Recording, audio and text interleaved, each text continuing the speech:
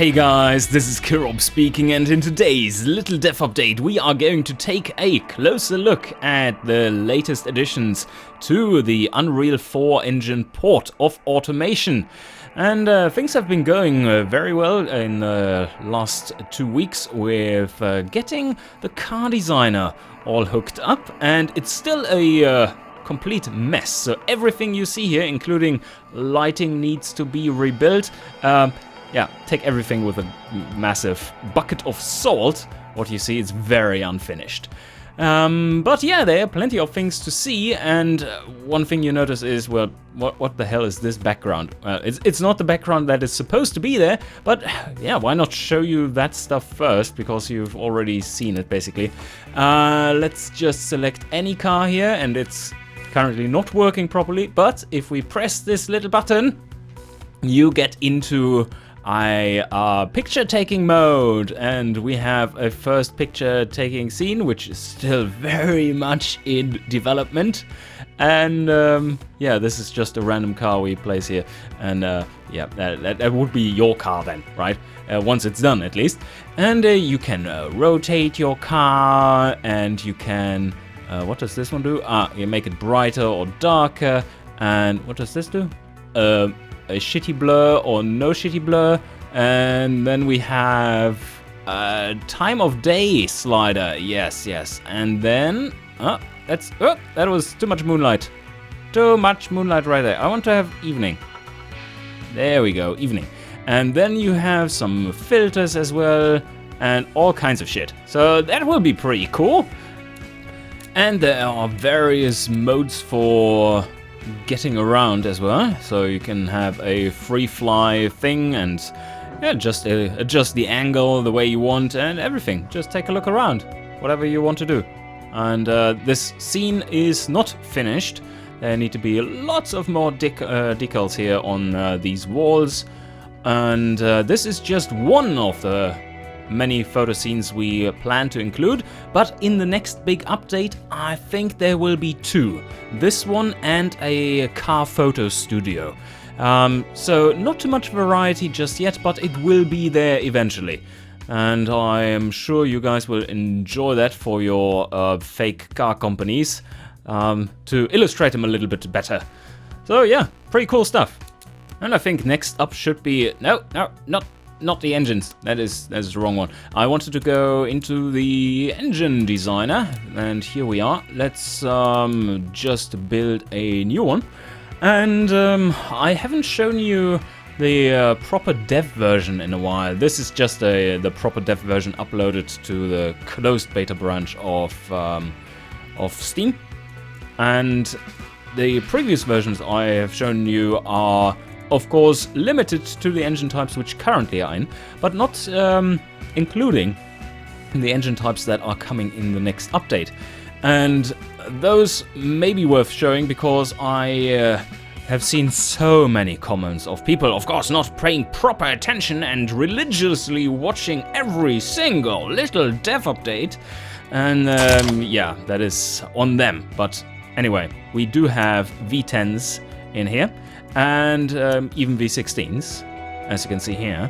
But let me show you, they do have a crank nowadays, which is nice. Let me just piece one together and then show it to you. And there we go, I just pieced together a nice little V10. Of course, you want to see it as well, so we fold out our visibility stuff here and take away the parts we don't need, such as the block, and the intake is in the way as well. There, airbox, exactly. Look at that, isn't that pretty? So many explosions, and the V10 crank is properly modeled right now as well. And yeah, that's all working out. One thing to note here is that this is going to be a 90-degree V10, because they are the most common, even though 72 degrees would be the optimal angle for a V10 engine. The V16s have come a long way. There's so many pistons. They have come a long way as well, and just look at it. Isn't this exhaust system beautiful? And yeah, they probably will make it into the next version as well, but I'm not quite 100% certain on that yet. We'll see. And then what else could I show to you? Does it crash if I show you boxes right now when the engine is done? Maybe. So let me just switch over to inline 5s, which are not properly set up yet. As you can see, they are all firing at the same time, at the same unphysical time. But yeah, they are coming to the game as well. So let's try to crash the game. Yes, there we go. And as you can see, even the Boxer engines are somewhat modeled already. They are not yet perfectly set up, of course, and the most art assets are actually still missing. But this is just available straight up from the more modular system we have in place now. They, of course, do require loads of extra work regarding the fuel systems, which all need to be hooked up with special snowflakes. But yes, and we have Boxer 6s here as well. And they are not coming in any of the next updates, not soon at least. We don't have engine sounds for them yet either. Same goes for the inline 5. No engine sounds for that one yet, and the inline 5 will probably come last of all engines because it's the least relevant for balancing. But now let's take a quick look at the car designer. There is a bit to talk about here. And yeah, the first thing you will notice coming in here, selecting a body variant does look very different right now. And that has a very good reason. You probably remember this little stand with the spinny discs from last time. And some of you correctly pointed out that, that looks kind of awkward in the long run to handle. And it turned out not to be awkward in the long run, but rather in the short run even. And even our programmers got already tired of selecting cars like that, and it had performance issues because so many cars had to be loaded at the same time. So what we are doing now instead is go onto a grid-based mode, as you can see here, which you can navigate as you would on a big tablet. And yeah, it's pretty simple to select stuff. Of course, there will be room for filters and more information about the bodies and so on. But these are just nicely rendered out car bodies, which give you more of a hint what the car will look like than these little clay models we had there, which are, yeah, that's slightly... It was cool, it was really cool, but not practical, and practicality and playability should always come first in these instances, so unfortunately we had to get rid of that, even though quite a lot of work had been flowing into that. But if it's a bad idea, you'd have to can it. Anyway, let's select a car and see what happens there. So currently this is all not properly working. If I double click, it should go here automatically. So now we actually have the car designer and plenty of warning messages showing up in the console. I cannot close because it's deactivated for this build mode. Anyway, so I can now go through here. It doesn't place the engines properly yet, and I'm just having a thought here. I probably should use a car body which has an actual front to speak of. So I want to show you something else. Let's select a bigger body. Alright, how about this one? That is better. Also, the wheels and stuff are not finalized yet. They are not properly working. But now that we get here, I can show to you, for the first time, some fixtures actually working on the body. And you will be delighted to see, well, the only thing I can show you properly is... This is all preliminary, of course. Yeah, there we go. And you see, well, this is a grill. But what the hell? It's placed there? Kirop, what the fuck is going on? Well, what the fuck are you talking about? This has always been like this. No, it hasn't, of course. So now it will snap to the middle, but you can also make just a little random event over there. As you can see, yeah, that still looked a little funky, but oh, and you actually can mirror it by just going to negative size. Isn't that kind of nice? Yeah. So let's move this one to the middle. Hello, snappy, snappy. Ah, maybe it can't snap when it's mirrored. Ah, now it snaps. Okay, cool. So this is working, and cutouts are also working, as you can see here. And they are all 3D and give you a nice view of the engine bay. and a radiator with missing textures. Huh, brilliant.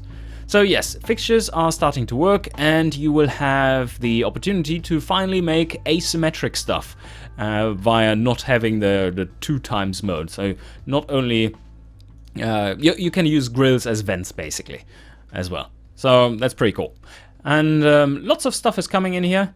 What is working somewhat, what I want to show you, is the rims. Even though the pictures aren't rendered out yet, they a few more in here are available, and yeah, they are looking pretty neat, I would say.